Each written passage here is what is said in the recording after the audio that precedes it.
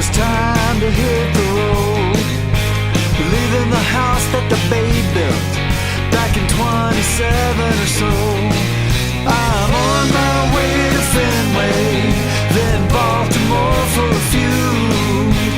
Baby, you can catch me at all 162. Morning world, how you doing today? We are live in San Diego, California, coming to you from the 162 Experience. Let me tell you, I am excited today. We have some rock stars with us this morning from the business world in their industry, the network marketing industry, personal development. We have some big time guys here today. Steve, how excited are you today for this show? I'm excited for your intro, Benito. I know you've been working on that all week. He's in the bathroom going, the 162 Experience, and I think he got it down. So way to go. Getting there, yeah. Hey guys, let's review what's happened so far. We're on episode 4. Episode 3 was amazing / catastrophe. It was fun, but the sound quality wasn't great. We are still going to post it. Hard to hear, but amazing amount of fun. It was live. We were outside of Petco. A lot of music, a lot of people. It was rocking. It was a lot of fun. I think I have 3 dates next week as a result of that. Just kidding. I only have 2. And you got the direct number of one of the girls. That was awesome. It was. And let's talk about what's coming up, Benito. This week we're excited. We have just a good friend of mine, a gentleman I've known, I believe, 16, 17 years. Chris Hughes is in the house with us today. Chris, say a quick hello. Hey, everybody. Glad to be here. All right. I'm looking forward to having a good day. Good time. Thanks for being. Chris actually slept over what we call the mansion last night here in La Jolla. Yes, I did. And it's the first time we've had a guest sleepover. Hopefully it's not our last, Benito. And we are going to have a gentleman next week that played for the San Diego Chargers for 6 years, 6 seasons. Also the New York Giants. I believe he played for the New York Giants as well. Yes, he went to Purdue and he's actually replaced my brother Mike as an offensive lineman in high school. It was the last snap my brother Mike ever saw. He replaced him because he was about 150 pounds heavier than him. That's going to be an interesting story. Really? We got Mike Milley in the studio today. Mike, you want to say a quick hello to our listeners of the 162 Experience? Hey, guys. Appreciate it. Thanks for having me here today. I'm looking forward to hearing Mr. Chris Hughes, also a long-term friend of my own. Absolutely. And, Mike, let's hear your laugh and then compare it to my laugh so people can know the difference during the show. You laugh first. Okay, that was Mike Milley. Now I'll go. Let's do it one more time. Uh-oh. Okay, that's good. That's fun. And so next week we're going to have Ralph Perretta in the house, played for the San Diego Chargers. We're excited about that. And then week 6, episode 6, we're going to have Mikkel Mecki, wrote a book called Running with the Finishers. Running with the Finishers, excited about that. And of course we had Kim Melia. If you haven't listened to episode 1, go back and listen to that. It's hot, hot, hot. And we had Chris Bedgood, although he likes to be called Chris Bedgod, we found out. Or Chris Bed Great, either one. I call him Chris Bed So-So, not from personal experience, Benito. And also his running mate, Chief Denny, episode 2. Those guys are the guys from Flipping San Diego. So we're getting more powerful guests every week. If you know somebody that's famous, if you know somebody that's got a story to tell, if you know somebody that's got some cash that they're willing to part with, then we'll have them on a future episode of 162. Hey, Benito, we got a lot going on in the world of sports. We do. We have a lot of baseball talk, a lot of basketball talk. Well, I want to talk about one thing that's going on right now, MLB action. We have the Baltimore Orioles in the AL East. Ooh. Yeah, right. It's like I don't want to be so excited about it because I'm sitting around some Yankees fans right now. But we got to talk about it. They are 7-0 going with a perfect season into week 2. It's kind of an amazing thing. You would think who's going to give them the first defeat? Well, we'll see. It probably won't be the Yankees because we don't play them for a couple of weeks, but we'll see. Yeah, they are on fire. Also, I want to say, I've been watching the Nationals out east, too. Bryce Harper, he's on fire. Just a couple of these guys are just rolling. It's amazing. How about the guy in Colorado? Story. This guy, what was his stats? It was first 6 games he had... 7. 7? He had... No, 6 games he had 7 home runs. Yeah, yes. 6 games, 7 home runs. Unbelievable story. Rookie season. Wow. Just guy dominating the stat line. So, but tonight we got a big game, record breaker. 2 big games coming out of California. We have Kobe's farewell tour. Kobe Bryant has played 20 seasons, same team. Everybody knows about this. Also the Golden State Warriors, Memphis Grizzlies playing up in Oakland. Now the interesting thing about this whole thing, both games are going to be played at 7:30 Pacific time. they have no playoff implications at all, any one of these teams. The Warriors are already in. Kobe, we know how that series is going that whole season. I think they've won 16 games, I believe. But the interesting thing is what is going on, the ticket prices for these games. Tonight, we have in Staples Center for Kobe's last game, home game, just to get in the building, $750. Oh my gosh. $750 for just a ticket. Wow. Now, also, if you look at courtside tickets, I saw on the news one dude paid for 2 tickets, but it was one per price per ticket, $27,500 courtside.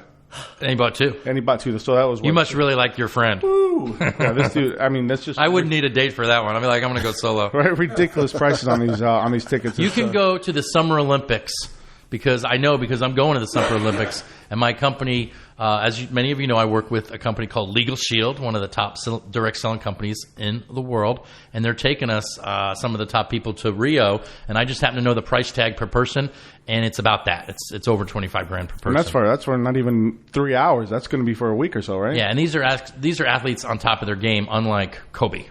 Amazing. The Warriors ticket price for the exact same time is about half the same price. So it's but the thing with the Warriors game, what's happening is they're going to beat or trying to go after the Bulls 96 record with the go for 73 wins. So they're trying to beat an NBA record. Now my question to you is, we have ticket prices at $750 and one at $330. What would you rather see? All you guys out there, let's say, would you rather see Steph Curry go for the record for the NBA? And another interesting stat is who is coaching the Warriors. Steve Kerr was part of that Bulls team in 96. He's looking at, well, should we beat the record or should I beat it as the coach? What would you rather see, Kobe or the Warriors up there? Well, those are some interesting questions. I would probably go for Kobe myself just because I think the Warrior thing is a done deal and they're going to win it and stuff like that. But I don't think Steve Kerr is laying in bed at night going, do I break my own record? How do I deal with this? I think he's very confident he'll go in and win tonight. I think they're going to dominate the Grizzlies tonight. Cool. A lot of people listening to the show might be, what the heck is this show about? Is this show about sports or is it about business? What am I listening to? I'll tell you what it's about. It's a show about success in business, sports, and life. And I think we pretty much cover every topic there so we can talk about whatever we want.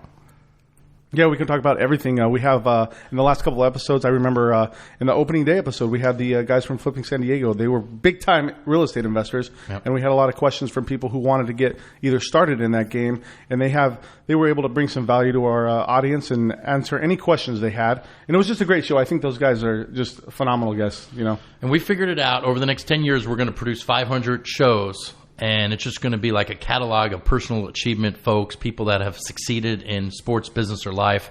Our goal is to have David Wells on.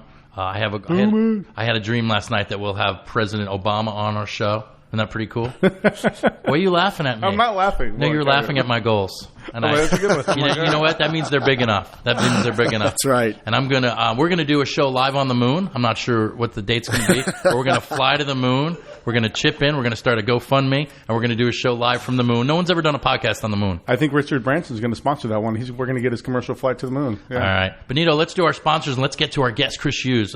Just want to do a shout-out to our first sponsor, Legal Shield. Many people I know. I've been a member of Legal Shield for almost 18 years, used the membership hundreds of times. One of my favorite stories, though, is the time I came back from a business trip, and there was a brand new speed bump in my neighborhood, and at the time I drove a little Ford Mustang, and every time I'd go over this speed bump, it was too big. It was so big that we were coming up with nicknames for it. We called it Speed Mountain, was, I think, the funniest one I came up with. And I would scratch my car every time I went over it.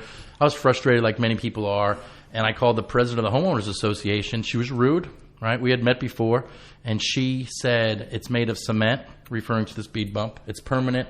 Nothing you could do about it. I said final answer. She said, yes, it is. My next phone call was to my provider attorney with Legal Shield, who, by the way, the company compensates them about $1 million per month in North Carolina.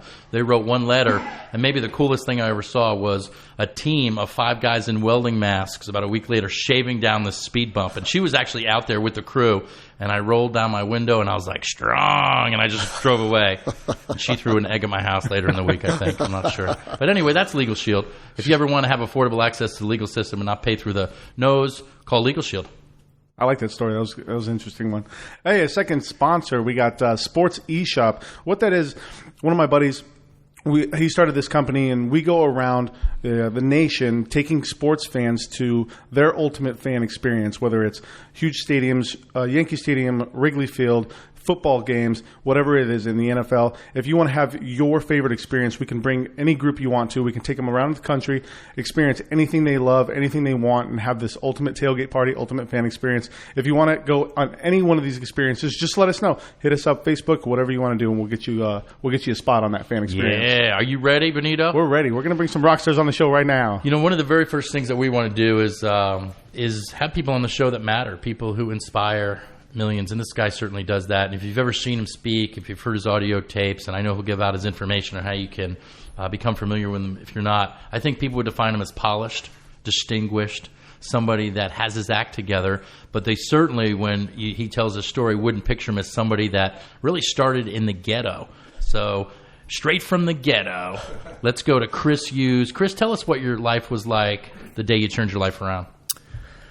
Hey, thanks, Steve. Glad to be here. And I can tell you that, yes, I literally did live in the ghetto. And, I didn't make all the greatest decisions in my life early on. I was in high school for 6 years. I had 3 senior years, which is redonkulous, and I went on to college like good boys do. And I was 5 years in college was enough for me. And at that time, I dropped out as a sophomore, so as far as I got. Can I ask you a question about that? Yeah. 3 years in as a senior? Yeah, as a senior. So how does that work? Did you fail out? Did you miss so many days? Did you get arrested? What happened? All of the above, yeah. All of the above. No, I dropped out several times. I drop out to save my GPA. At least I think that's how I understood it. It's like, well, I'm getting all zeros. Is that like on an SAT where you don't answer questions just so you think your score will go up? It's like, so I dropped out, and then when the semester started new, I re-enrolled, so all those zeros fell off I don't know. Wow. Sounded good at the time. Powerful. So yeah, I was, I never got a college education, so I was waiting tables at a restaurant. I was making $200 a week waiting tables at Chili's, and I was in this neighborhood, had drive-by shootings and break-ins and all the rest. And so one day I woke up and I just decided I want to live like that. This is America. Like you don't need a college education. You need an education. Maybe we'll talk about that today, but you don't need a degree. So. And so tell us about what changed. What happened?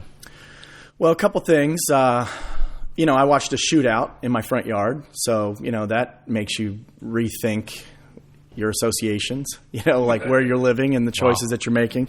One day I walked into the restaurant, to clock in, regular shift, and I see the bartender, and she's almost 60 years old. She'd been working in a restaurant since she was a girl, since she was 18. And I said hi to her, and she said hi to me. And I walked around the corner, and I hear this voice in my head that says, "That's you if you don't change." That's you, 60 years old, working in a restaurant if you don't make a change. And so I just, that was a time in my life where I began to be open. I wasn't satisfied with what life was giving me, and I decided I need to give life a little bit of something. Benito, I know you had some questions for Chris. Yeah, I did. Chris, one thing I'm hearing your story, and I'm wondering, was that at the time when you were working at the restaurant, and all of a sudden you decided to search for answers? Did you quit that day? Did you go right into saying, hey, like after work you get off, study for a couple hours or search for something? Like, how did that transition take place? Well, it started with the dissatisfaction, right? I mean, you lay in bed at night and it's like, is this my life really? Like, I got to live like this until I'm 50, 60, 70, 80, 90 years old. And that idea was so repugnant to me. I was restless, right? I was just so restless. And so I ended up quitting that job. I went to work for an ice company. I worked there until my car blew up, and then I had to go find another job because it was a route. I had to run this route. And so I took a job at a personal development company, and I was terrible. I did inside sales. Basically what it was is we sold it was a season ticket for motivational speakers. So every 6 weeks there would be a networking group with hors d'oeuvres, and all the business people in town would come in and network and swap business cards. And then after that there'd be a 1 or 2 hour seminar by Jim Rohn, Les Brown, Jack Canfield, Tony Robbins, Mark Victor Hansen, Nido Cobain. And I had no idea who these guys were. I was like, really? You want me to go to a seminar? Like, really? And so I worked there. I was terrible. I never sold anything, and I was afraid they were going to fire me. One day the owner of the company, his name's Curtis Rasmussen, he goes, Chris, let's take a walk. We went in the parking lot, and I go, here we go. I'm 27 years old. I've had 27 jobs. I've never been fired. So I was pretty proud about that. And I go, I'm going to get fired for the first time. And what he said to me was, He said, Chris, you're a sharp guy. You've got great hardware, but you've got software issues. And he gave me some audio tapes, and he said, listen to these audio tapes. They'll make a difference. And the audio tapes, among them, it was several of them, but among them was one called Self-Esteem and Peak Performance by Jack Canfield, right? Author of one of the best-selling books of all times. And I started listening to that audio, and that's where everything changed. That was like, wow, okay, there's a different way of living. Do you remember if when you got that audio, was it the first, was it the whole thing you listened to, or was there one point in that thing where you were like, it clicked? No, the whole audio was amazing. You know, I mean, it was like everything that he said resonated so deeply within me. It's like, you know, this dissatisfaction is now being soothed. It was like a balm on my, you know, on my soul, really. And he mentioned the book Think and Grow Rich in there. We were talking about that last night. And he talked about how so many millionaires will point to that book as being, you know, the source. And so I got that book, and, you know, the rest is, as they say, history. Chris, I remember, and I think we were talking about this last night too, you have one of your audio series that you tell the story about working for this personal development company, and there was a bell that you had on your desk. Can you bring us back to that? Because it was one of the funniest stories I've ever heard. Yeah, absolutely. Well, so I'm so terrible at this job, right? And every phone call that I make is a tragedy. You know, it's like I got to work myself up just to pick up the phone and make this phone call. So I'm like, what would motivate me? And there's just me and one other gal in there that are inside salespeople.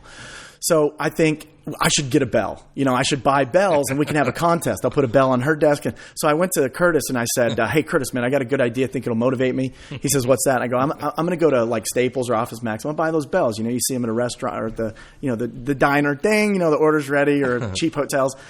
And he goes, what are you going to do with bells? I said, well, like if I get a sale, I'll ring it and everybody will be happy. You know?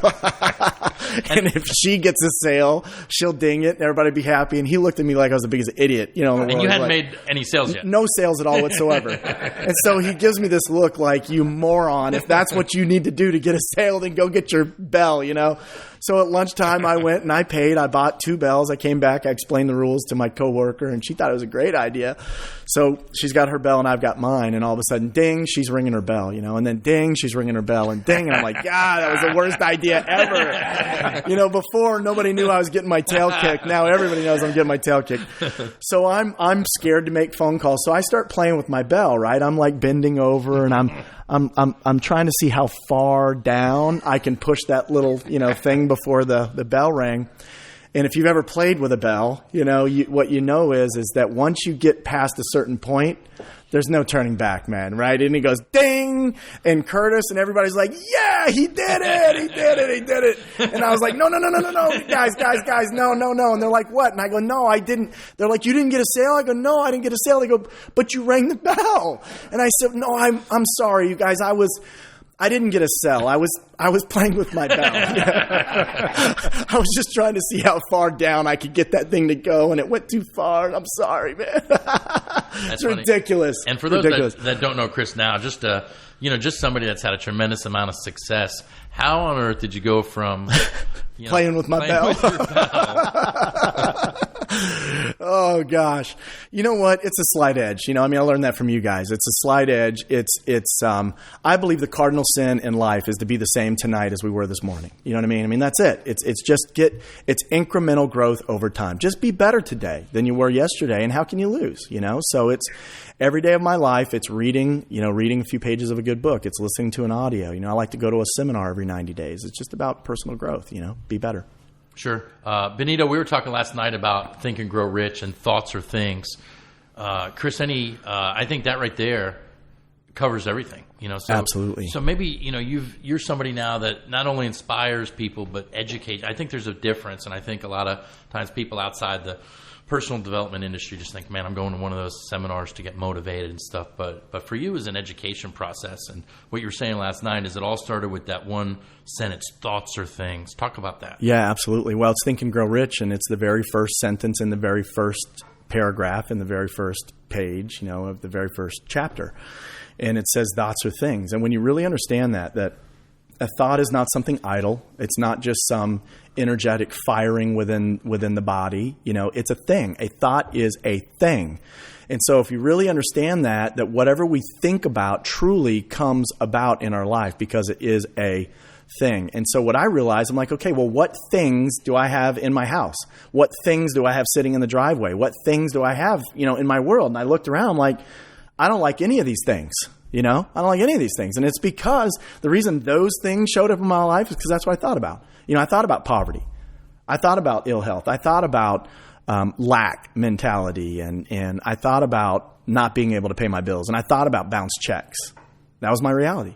And so when I understood that if I change the things I think about, then the things that show up in my life would be different. And that's the world I live in now. I mean, and you get it, right, Steve? I mean, look at this house. My gosh, that view. So that was truly the day that turned my life around, to understand that a thought is a thing and that you're creating your life, not some cosmic force. You're totally in control. Chris, when you're talking about personal development, and I hear you talking about Think and Grow Rich, and the people out there, they're like, okay, I want to get stronger inner self strength to become better, to become more. When you're studying personal development, or when you started studying it, what was it that pushed you, put the gas pedal down and said, I'm diving in completely? What was it, or how did you? What came from within you? It's starvation. I mean, really, when you're rationing top ramen, I mean, no joke, guys. I mean, you're breaking half that brick. You're eating half of it for breakfast and half of that MSG powder, for breakfast, and then you have the other half for dinner. And so when I learned that there was a way to change your life, and you didn't need a degree, and you didn't need a diploma, and you didn't need to know any rich people, you didn't need a loan from the bank, that you literally could change your life through understanding certain concepts, philosophies, ideas, strategies, techniques, it was invigorating. I mean, it kept me up nights. I had books all the way around my bed, because I was reading a book every 2 or 3 or 4 days. Wow. Yeah, because I'm like, I'm going to change my life. It's massive action. Yeah, it was massive action. But it's like John Addison, our friend John, he says when you're in the mud, you don't crawl out, you explode out. Right. And I realize I'm in the mud. I'm 27 years old. I live in the ghetto. I can't crawl out of the ghetto. I need to explode out of the ghetto. So it was a passionate pursuit of personal development and education so that I could make my life better. And Chris, you use network marketing, and on the 162 experience, network marketing certainly isn't a dirty word. I mean, absolutely. We love it. It helped us achieve financial independence, and you guys quickly became known as the Hughes brothers, and we were the Amelia brothers, and all of a sudden we're like, oh, who are these guys? But you brought love and light and fun back into the fundamentals. And I've got my partner Mike here that wanted to talk with you a little bit as well. And it's sort of like old home week. I mean, the three of us not only have a lot of memories, but we really built the company that we're with, along with a lot of other people. But if it wasn't for the three of us, not to be overly modest, but the company as it is today wouldn't exist. So we got Mike Mealy in the studio, which is a real treat. Mike happens to be in town. So Mike, any conversation with Chris you'd like to inspire? Yeah, well, I'm number one, Chris. I mean, I've always been impressed with your leadership, and when we first met you, like Steve said, man, who are these guys? It really was like that. And then over time, just over the last few years, as we've gone through some changes and stuff, change can be a tough thing. You and I have really got to know each other through more difficulty. What do you think about stuff like that? Well, I've got a saying in my life, and if people can adopt this, and I really believe I've adopted it, it makes life so much better. But it's this: it's everything is perfect in the moment that it is, always, no matter what. So even when there's tragedy, even when there's adversity. So, I used to be a person who, when things happened to me that weren't cool, I would say, man, why is this happening to me? Now I say, how is this perfect? Right? How is this perfect? And so it was perfect. You and I became really, really good friends during that time, and I treasure that relationship. And without that adversity, maybe that would have never happened. That's for sure. I mean, because the adversity brought us together, and we worked on it together and such. And then the other thing that was always so impressive to me, and still is, even what you're just saying now, is how you manage to stay optimistic when the going is tough, when the chips are down. Well, I see adversity as a trick. It's just a trick, right?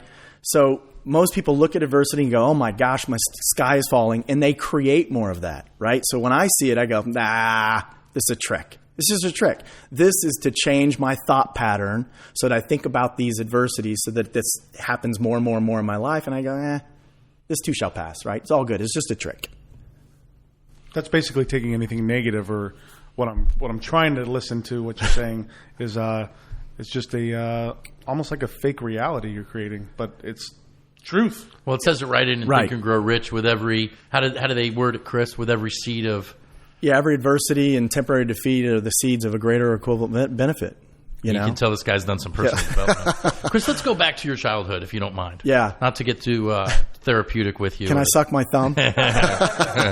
Yes. Give myself solace? You're the youngest child. I'm the youngest boy. We Okay. didn't get to that last night. 5 boys and a little girl. 5 boys, little girl. Yeah. And, here you are at 27. It's so interesting because today at 27, most of the kids live at home. Still, yep. They don't even think there's anything wrong with them if they're not successful yet. But you, even though on the outside world you were like, man, things are not going well, you proved to somebody in a very short amount of time that you can turn things around. Yeah. As a youngster, was there anything that you think molded you, whether it was the way that you were brought up or values that were instilled in you, anything like that you can say has led you to the man and the leader that you are today? Well, thank you for that, Steve. And I can tell you a couple things. First of all, my parents weren't around as a kid. My dad was a workaholic and my mom, had some challenges. And so there was nobody ever home. So that forced all of the Hughes kids to become fiercely independent. And I'm independent to a fault. You know what I mean? Like that's when some people give me my list of liabilities, that's on the list, that I'm just wildly independent. But the other thing is, I'll give you a couple stories. My dad read a book when he was younger called Psycho-Cybernetics, right? And it was, I believe, the only personal development book he ever read. But that shaped him. And so one day I asked my dad this question. You were talking about the moon, right? I said to my dad, as a kid, Dad, do you think that it's possible for humans to like live on the moon? Not just go to the moon, but like live there and have communities and neighborhoods. And without any hesitation at all, he said, oh yeah, for sure. And I was shocked by that. And I said, Dad, how can you be so sure? And he said, because you thought of it. Wow. Right? So that, and he used to quote also that what the mind of man can conceive and believe, he can achieve. And you can do anything you set your mind to, son. And there was 4 or 5 little messages like that just, really set me free. And so then many years of poverty. I mean, I lived below the poverty level for the better part of a decade. And then when I get into personal development, I was like, oh my gosh, this is that stuff, that my dad used to say. So my dad was very instrumental in, what's happening in my life today. What's the coolest part of your lifestyle now? You have freedom. I don't have a job. I haven't had a job in 16 years, and I've got 4 kids, and I'm their dad. I mean, that's the coolest part is that I've taken them on cruises, taken them around the world. And one of the things I'm doing, Steve, right now is I spend time in a studio. We're in a studio right now, and what I'm doing is I'm recording my favorite books that have changed my life. And I'm speaking to my children and to their children and to their children and to their children and talking about how these principles, these truths, these concepts and philosophies changed my life. This is one of my favorite books in the world, and I'm going to read it to you, right? So, I mean, I have the freedom to do those things. And when you get money out of the way, and I'm a baby with money, right? I mean, I'm just figuring this stuff out. I'm way down low on the scale. But when money's out of the way, you think about different stuff. Right? You think about legacy. You think about how you can make a real difference in life. So I really feel blessed by that. Mike Mealy again. Chris. Hi, Mike. I guess you guys can tell us. How's it going, Mike? Well, anyway, laugh for proof. I'll laugh. But here's a question. Just, from that time that you said, okay, I'm going to turn my life around. I mean, because a lot of people, when they look at something like that, it looks so uphill, looks so long and far that they lose hope before they even start, right? Talking about our dad, I remember one time working on a science project and really being behind it. And he says, listen, a journey of 1,000 miles starts with a single step. And I didn't know he was quoting Confucius, but I learned that later. Huh. But, when so many people don't embark because it just seems like it's too high, it's too far. Chronologically, how long did it take you from the time you said, okay, this is too much, I'm turning it around, I'm going to do something about it, till you look back and said, I've at least accomplished, I'm at least part of the way, I'm out of the woods? A year. I mean, Only a year. Yeah, a year. I mean, I was averaging, if you look at my Social Security reports before all this started, I was averaging $6,000 to $7,000 a year. Now, that was with taxes, so it was probably more than that. I can't remember what I was claiming or how that worked, but somewhere between $6,000 and $12,000 a year is what I was earning. So I find personal development, the awesome power of personal development, this idea of reading good books, going to seminars, listening to audios, educating yourself. I find that for about a year, and then I find network marketing, and I see the Amelia brothers, and you guys are crushing it, right? And so you're making all this money. I thought, well, if you can do it, I can do it. And so that 1 year after personal development, I started reading, I made $21,000. Well, to some people, that's not much money. To me, I was rich. It was the most money I'd ever made in my life, 21 grand. Next year, I made $44,000. Next year, $144,000. So got into not only a six-figure income, but six-figure passive income. But, Jim Rohn, he's all of our mentors, right? Jim Rohn taught that you can go from where you are to where you want to be in any 6 years, 18 to 24, 24 to 30, 60 to 66. It doesn't matter. But you don't have to wait a full 6 years to see change. You can see remarkable change in a year if you're willing to pay the price. Chris, so if somebody was doing their transformation, personal development, going at it strong, going at it heavy, what advice would you give them? Like if they're starting their network marketing career, what advice would you give them, and what direction would you point them to? Well, I would say if they're starting a network marketing career, starting a marriage or starting a business or starting in a new job, Jim Rohn said it best, work harder on yourself than you do on anything else. Everybody wants to go to work on their spouse. Don't go to work on your spouse. Go to work on yourself. Everybody wants to go to work on their boss. Don't go to work on your boss. Go to work on yourself. We want to go to work on the president. Yeah, when we get the Republicans in there, when we get the Democrats. No, just go to work on yourself. Go ahead, Steve. And sorry to interrupt. Just the first thing that you said there, and Benito sort of led in with it, but you used the word career. Just by the fact that you're defining it right up front as a career, says a lot about that. My question is, I know Mike and I and I can tell by listening, you can hear when somebody speaks, you're very intentional about the words that you choose to define things or define a situation. You're not somebody that uses the word problem a lot. You would use the word challenge or situation instead, unless somebody's dying. It's not a problem. If you can write a check for it, it's not a problem. Right. So to talk about how intentional you are with your thoughts and your words that you're expressing out in the universe and how you came to that. So how weird can I get right now? Yeah, be weird. Well, here's the thing. I believe we're broadcasting stations, every one of us, and we're broadcasting 24/7. And we don't get the choice to broadcast or not broadcast. All we get the choice to do is what we broadcast, right? So I believe that thoughts have creative power. I believe that words have creative power. I believe that our emotions have creative power. And so the things that we think about, the things we speak about, and the things we feel about, it's got to be purposeful. I believe you can live your life by design. You design it, or you can live your life by default. And we know most people live their life by default. So if you want to live your life by design, then your thoughts are designed. Your feelings are designed. Your words are designed. You can't let that stuff happen by happenstance. So yeah, I'm very purposeful. You were talking about meditating this morning. That's a daily practice for me. I want to get still. And it's so incredible. For years I wore a rubber band on my wrist. And the reason why I did that, say again? Well, I did that because of your brothers. Your brothers, when they first moved to San Diego, they had rubber bands on their wrist. And I was like, hey, what's that about? And they said every time we think a negative thought or complain or do anything, we snap it. Yep. And for years, we had our whole team doing that. So thanks to you guys. It's remarkable because, you don't realize, we're all positive guys in here, right? You don't realize how negative you're being until you see that rubber band. And throughout the day when I used to wear a watch, I had a little thing written on there with a Sharpie just to ask myself the question, what are you thinking about right now? And it's like, wow, that was negative. Pop! I'd pop myself, kind of negative reinforcement, pop myself in the wrist. But so, yeah, it's hard, It's why so few people succeed. It's not they can't succeed. They won't succeed because, what's the word? Disciplining your thoughts and your emotions and your words, that's not easy. But if you master that, you've mastered a major part of success. There's people listening going, yeah, but you guys are successful. If I was successful, I'd be happy. Yeah. Sure. You guys, you're making money and you guys drive nice cars and you vacation. Yeah, I'd be positive too. Talk to them. Well, it's the old Jim Rohn thing. You can't go in front of the fireplace that's empty and say, give me heat. Fireplace says, no, that's crazy. Give me wood and I'll give you heat. If you want happiness, whether you're rich or poor, you got to do the things that bring you happiness first.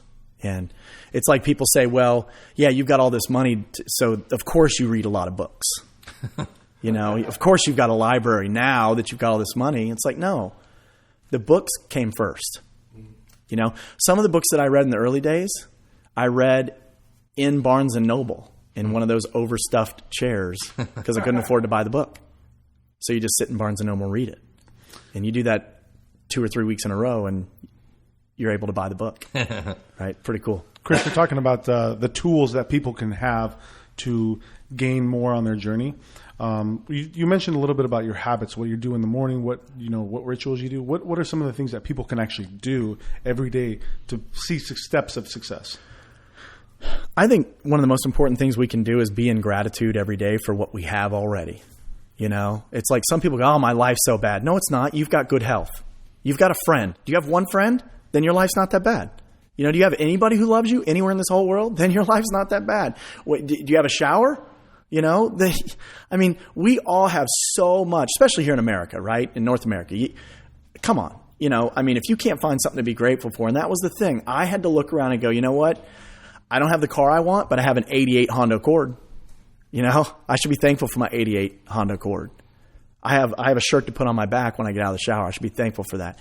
And so I try to spend time every day expressing gratitude for all that I have and for all that I have not yet. Right? So there's an expression, an energetic expression of gratitude for even the things that have not yet manifested in my world, but I know that they're here. Chris, one of the things that I really respect about you and I admire about you is that you know that there are certain laws in the universe that just are. Right. And then you sort of work your life around that because you're so confident that those laws are true. Maybe just pick one or two or a few of your favorite. What do you know, if you had to say, I know this is true, the law of, whether it be the law of attraction or the law of sowing and reaping or just the law of planting, anything like that, speak to that. Yeah, absolutely. Well, first of all, let's talk about a law that we all know and we all believe in, which is gravity. Right? It doesn't matter. It doesn't matter if you have the mental capacity to understand gravity or not. If you violate the law of gravity, you're going to feel it. Yeah. Right? So if there's a 50-story building and we walk off the top of it, you can be oblivious to the law of gravity and you will be affected by it, right? You won't be around anymore. So this is the great tragedy actually in life, is that there are laws of the universe and we're all being affected by them, whether you know them or not. And if you know them, you can harness them to give you what you want. If you don't know them, it's like you falling off a 50-story building. So one of the things that you talk about the law of attraction, and it's almost like today, because of the movie The Secret, and it almost got played out, but I refuse to let, the fact that it became popular, I'm not going to hide from the fact. I believe that we are co-creators in our lives, and I believe that we attract that which we are. And if we don't like what we have, we don't blame, we change who we are. It's like we just look, here's what's manifested. I don't like it. Who do I blame? Me. I take full responsibility. So yeah, I believe wholeheartedly that we attract that which we are. Not what we want, but that which we are. Powerful. How about the law of association? Maybe take your top 5 associations, and you don't have to do them by name, but you're 27, you're broke as a joke, you're living in the ghetto. Take your 5 associations there, and then maybe fast forward to, the year you started making multiple 6 figures. How did your associations change, or did you change your associations? Oh my gosh. That was very purposeful. I used to hang out with people who talked about, just stereo speakers. And hot boxing, smoking out and, fighting, beating people up. And when I got into personal development and started understanding the law of association, that we become a combined total of the 5 people we spend the most time with, I thought, oh my gosh, no wonder my life is the way it is. Look at these people I'm hanging out with. So I did surgery on my associations. I literally let those people go. And it's interesting because when you try to crawl out of the bucket, it's like a crab in a bucket. I've never seen this, but I hear that if a crab tries to get out, that the other crabs will pull them down. So I got out of that neighborhood. I left those people, and some of them say, oh, he got too big for his britches. And it's like, no, you're just negative. You know, you're caustic, you're toxic. I can't, I don't want to be around you anymore. So today, one of the best pieces of advice that I got was to always be the low guy on the totem pole. You know what I mean? So find people that are so much more successful than you that you're like the little guy. That way there's that upward motion, all you can go is up. And so these associations are powerful. And I mean, it's being here with you guys is an honor for me because there's that upward pull, right? So the associations today, it's like, we talk about how can we make the world better? I was talking to a guy last night that's collecting money for a $30 million investment, and we were talking about how much more he needs and where the investment is and what we're going to do. I mean, it's pretty cool, man, how life is. How close was he to his 30? He's 15. Okay. Hey, that's pretty good. Yeah, he's 15 million in. That's awesome. So let's talk about network marketing. I know we got a lot of our audience are people that are in network marketing, and it's just the nature of the beast goes. All of us or most of us have not achieved what we want to. A lot of people would even define their journey as struggling or frustrated or, so let's talk about what does it take, first of all. First question is, what does it take for a company or an organization to be in momentum? What are some of the key factors that need to be in place to have momentum? Because that's what we all want. Yeah, absolutely. Simplicity, fun, money, instant gratification, recognition, personal development, leadership. Did I say vision? I think that you need the tools in place to make it happen. You need duplication. You've got to have a business model that replicates and duplicates easily so that when people get in, they can go up the ladder quickly. Their friends and family see that. They're inspired by it. They join. Their friends and family see that. They're inspired by it. They join.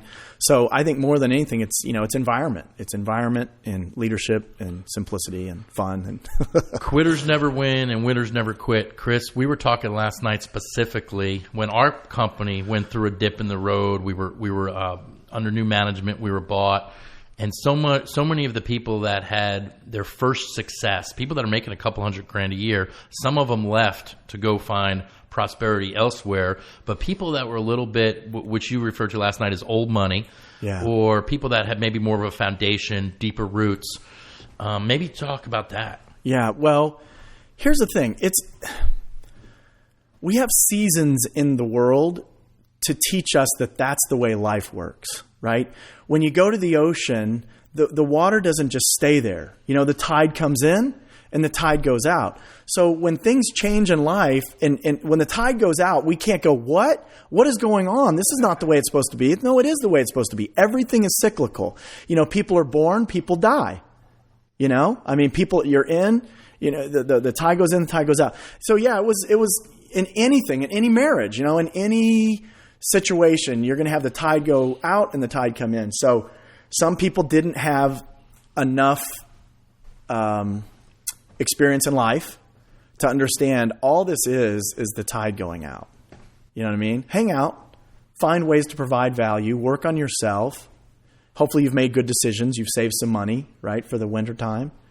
And again, it all comes down to philosophy and personal development. Anytime I've been in a bad time in my life, I'll say to myself, it's just the winter, right? The spring follows the winter every single time. The sun follows, light follows darkness every day, every single day. So if it's dark right now, just hang out, man. What's Jim Rohn say? He said when the sun starts going down, the guy's like, what's going on here? He hasn't been around long. Right. What's happening to me? Yeah.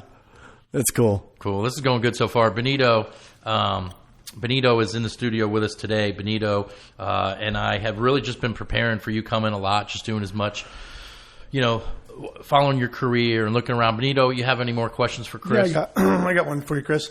You were talking about providing value to your audience, to your whoever you're speaking to. One of the things, you're a huge leader in personal development, huge leader in network marketing. When you get up on stage, what is it if somebody was like, I really want to be a public speaker, I really want to get in front of my audience or talk to the people and inspire them.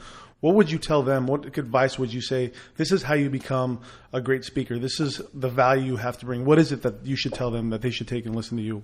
It's great. I mean, and I'm still, I'm climbing the ladder. You know what I mean? Well, you're being very humble. You're one of the best. I mean, just from the minute that your energy, I mean, you're good. You're very good, and we can all learn from you. So thanks, Steve. You can put your humbleness pie to the side. Humble pie. And, really. Thank you. The first thing I'd say is you've got to have value within yourself. You can't get on stage and be an empty can. You can't lead a team when you've got nothing in you. You know what I mean? And this is why the struggle is so valuable, because that's where your character is developed. When things aren't easy for you, nobody learns anything when they're winning. Right? It's like, we won. When you lose, you got to go into the locker room and look yourself in the mirror and go, what happened? Like, what's going on? Where am I deficient? What do I got to do to be better? How can we win this thing? So I would say, first of all, don't be an empty can. You've got to find the lessons and read the books. And I mean, I've read autobiographies by 50 Cent, right? I mean, I read 50 Cent because I don't know what it's like to be an African-American, raised in the hood who's got to sell crack to make a living. You know what I mean? It's important for me to understand that dynamic of this world, to have compassion and empathy for that reality. I've read the Quran. I'm not a Muslim, but it's important for me to understand 1.6 billion of my brothers and sisters. I have read a book by Hitler and Gandhi. I've read books by slave masters, and I've read books by slaves. So, and you don't have to do this today, right? It's just over time you expand your consciousness and your awareness so that you're not an empty can and you're not an arrogant jerk saying something stupid and talking down to people and all that stuff. So that's first and foremost. Secondly, you got to master your craft. So you got to study leadership and study speaking. I mean, if we're just talking about speaking right now, I studied the best in the world. I mean, Mike and Steve, you guys were in the People's Network, and you got the best in the world and you had them all the time. And so it's incredible today. I mean, back in the day, you really had to search for this stuff. It's like you had to pay $400 for the video weekend, the Jim Rohn weekend, the Brian Tracy, all this stuff. Today, it's all on YouTube. So you turn it on and you can study the greats live on stage, see what they do with their face, see what they do with their hands, how they're connecting and communicating with the people. So like anything, I mean, we were talking about those real estate, Chris and the real estate guys that were here. Yeah, Chief, yep. They didn't become successful in real estate because they wanted to become successful in real estate. They became successful in real estate because they became students. They mastered their craft. So whether it be speaking, network marketing, sales, relationships, figure out what you want to do, become a student, be humble, learn from the best of the best, and then begin to implement it to the best of your ability over time. Amazing. I love that answer. I just got one more question, then we can probably turn it over to Mike real quick. If you could share the stage with anyone, present, past, whatever, who would it be? Are they alive or dead? Yeah, alive or dead. Yeah, I'd want to bring back Wayne Dyer and Jim Rohn. Oh, powerful. Yeah, I'd want to bring back Wayne Dyer, and I want the three of us on stage, doing our thing, going back and forth. Did you ever have a chance to meet Jim? Yeah, I've got pictures with Jim, and Nice. I've got a nice note from him. He wrote me a note and, told me congratulations. That's cool. He was a strange guy in person, fair? Yes. Yeah. A lot of people are like that. Introvert. Yep. Do you consider yourself more of an introvert or extrovert? Absolutely. I'm an introvert. Me too. It's weird. Yeah. People wouldn't suspect it from either one of us. Yep. But I'm a guy at a party, unless I know people there. Yeah. I'm the one quiet. In fact, Benito, where Benito works, a lot of the girls, Benito manages the Tilted Kilt downtown San Diego, if you ever want to stop in and see him. But the girls can't believe that I'm a speaker and I'm a comedian. They're like, the guy never even talks. Right. We know in our business, we prospect, right? And when I get on a plane, don't talk to me. I mean, I'm like, I sit there. I don't talk to the person anywhere. I'm the same way. Yeah, I'm totally content at home by myself reading a book or holding my babies. Now, you alluded to this in terms of your gaining value. So you can be a speaker, you can be a leader, in that you're a student.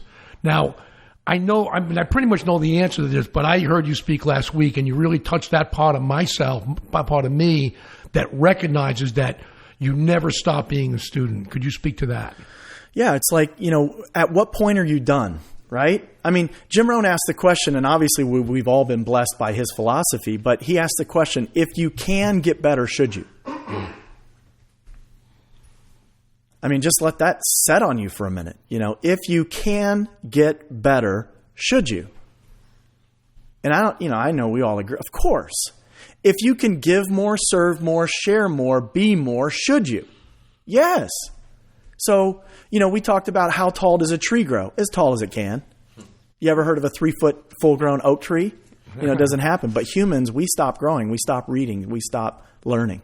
Over this past weekend, I heard you speak. Steve was with us, and so was Benito, and you spoke to that. And I will tell you that, in spite of the fact that I consider myself a lifelong student, I took some time to reflect on the ways in which I wasn't growing, and it really helped me a lot. So I thank you. That's awesome, man. And you know what? I ask myself the question all the time, and it's not just. Here's the thing. I think this is a good distinction, maybe something good to talk about, especially for our audience in personal development. But the question is, I think a lot of people get up and they go, "Okay, I got to read my good books. I got to read a few pages of a good book."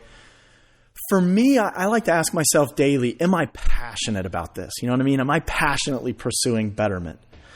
Am I going after my day with enthusiasm? Earlier, Steve was bouncing around in here. He's doing a conference call, and I'm like, yeah, that's what I'm talking about. Have that energy and zest for life. I think if we want passion and we want excitement and enthusiasm, then that's how we have to be about our growth. We've got to be passionate and excited and enthusiastic about our growth activities every day.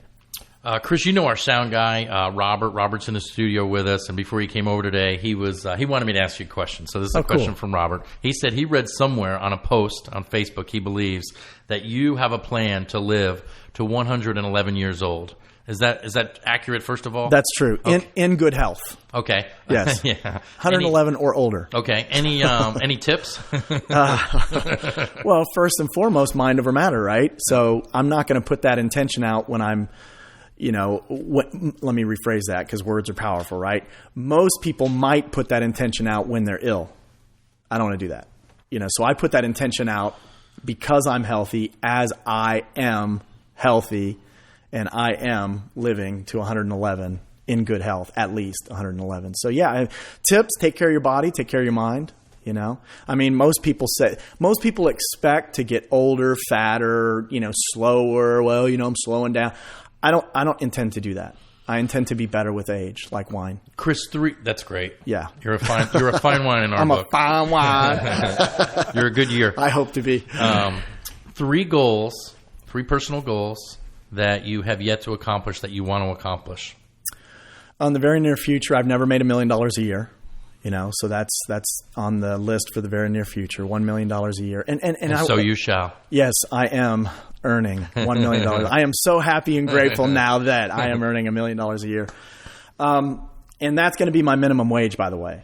So that's a good minimum wage. Right, I could see people striking in front of McDonald's. Right. Minimum wage. Forget about what are they doing? $15 an hour or whatever. But I love what Jim Rohn says. $15 an hour is already on the ladder. Why are you striking?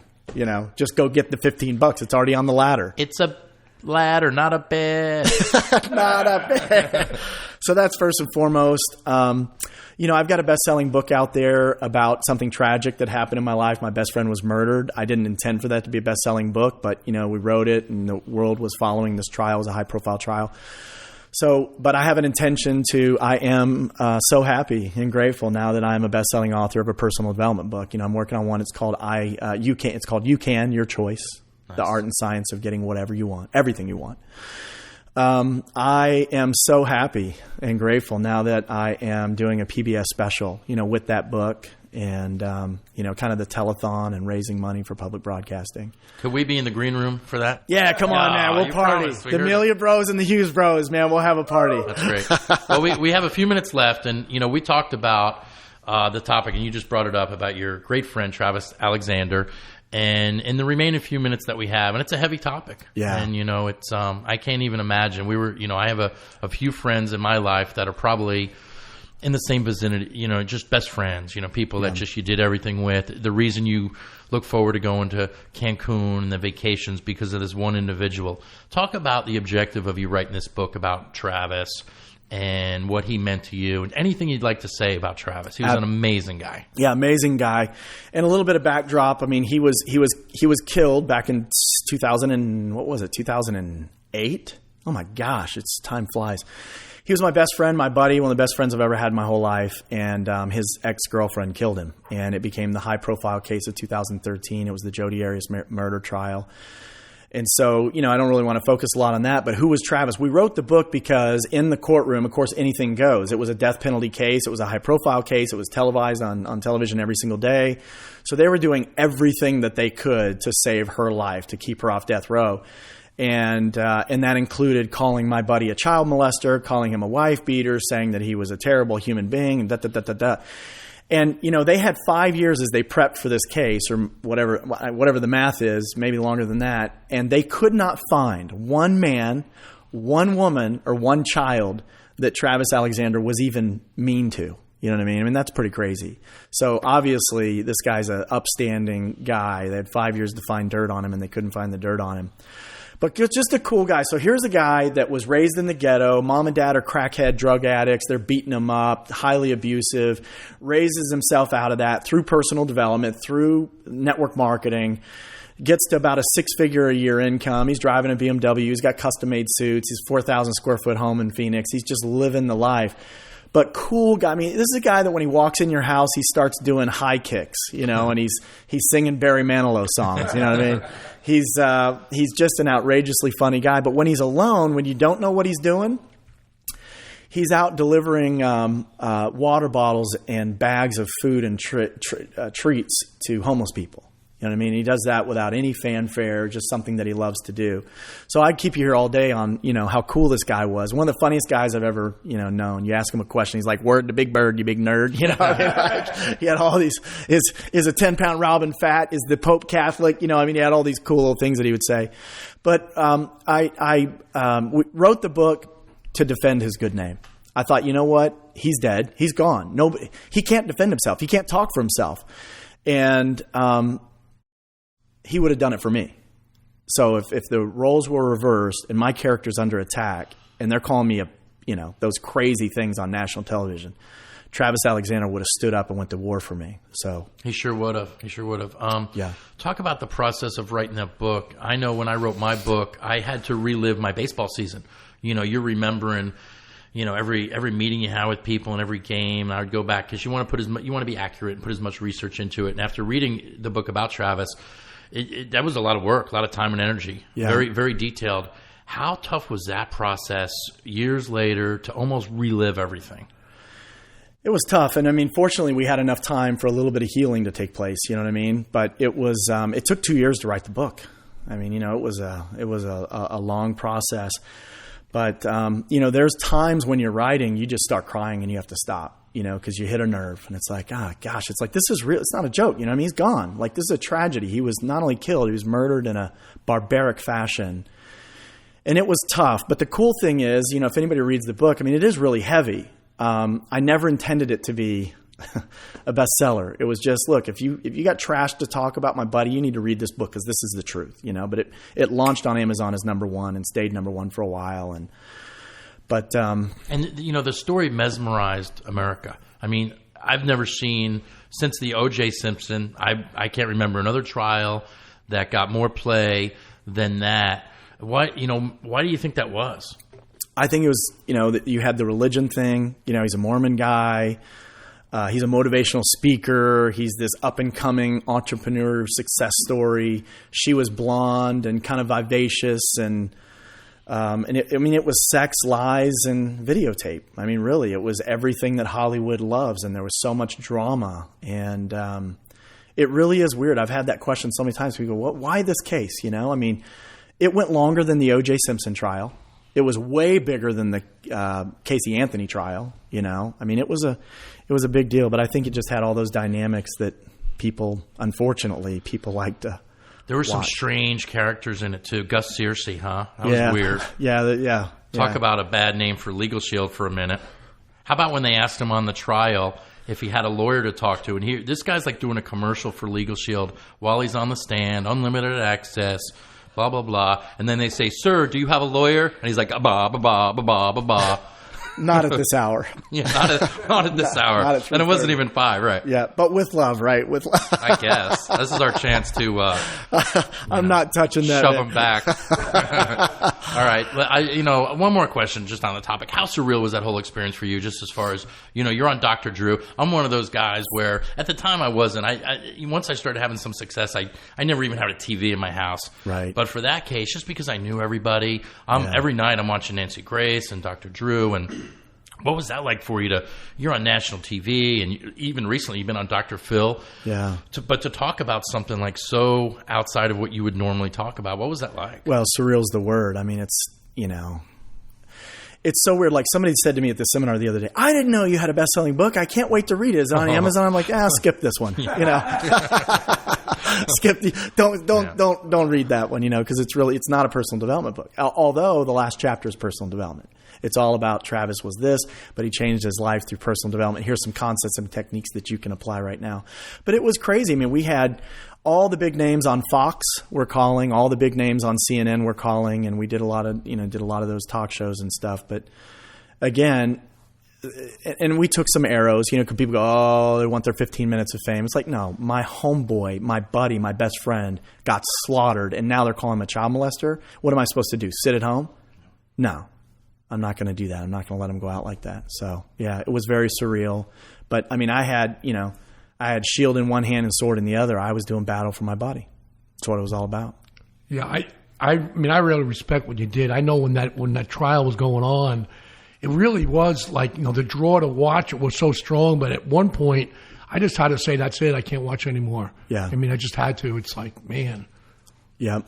Yeah. Well, Chris Hughes, if everybody in the world could have a friend like you, just one friend like you, the world would certainly be a better place. So thank you. Thanks for telling that story. I know that, originally we wrestled with whether we would talk about it because it is a heavy topic, but it's something that unfortunately hasn't necessarily defined you, but was certainly a big part of your life. Yeah. For the last few years. So we'll turn that off, and then we'll turn on our positivity broadcast station again. And Chris, this is a question that Benito and I have been asking all of our guests. And what advice would you give yourself at age 18? So you're 18 years old, knowing what you know now with your years of experience.